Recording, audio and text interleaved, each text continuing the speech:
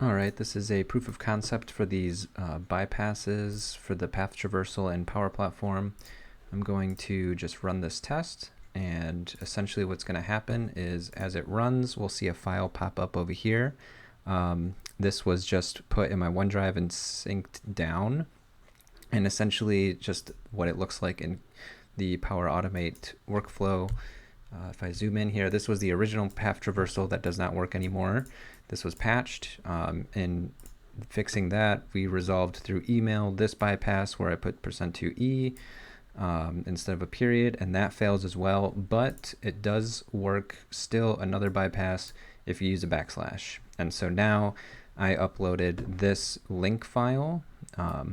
If I click on it, it's going to run PowerShell and open Calc. So essentially the idea is send this workflow to someone through a Power App. They open it and accept permissions because all they see is this Office 365 users connector here.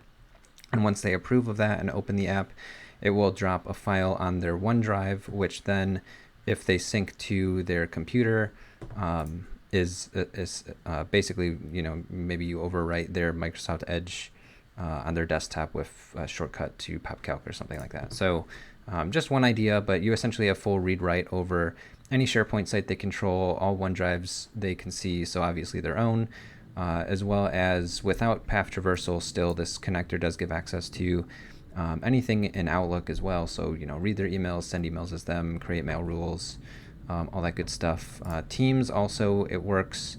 The original traversal does not work, but instead of the %2e, you could just do it period, and the backslash for chats, and you end up with all the details for chats. So you can essentially read private chats. So this just goes through, iterates on some of that data.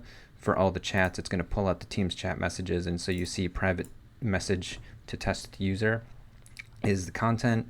And in Teams, this is a private chat that this user had with the test user that says private message to test user. So again, you send an app, Power App, to the user with this Power Automate workflow. They see Teams as a connector and they approve.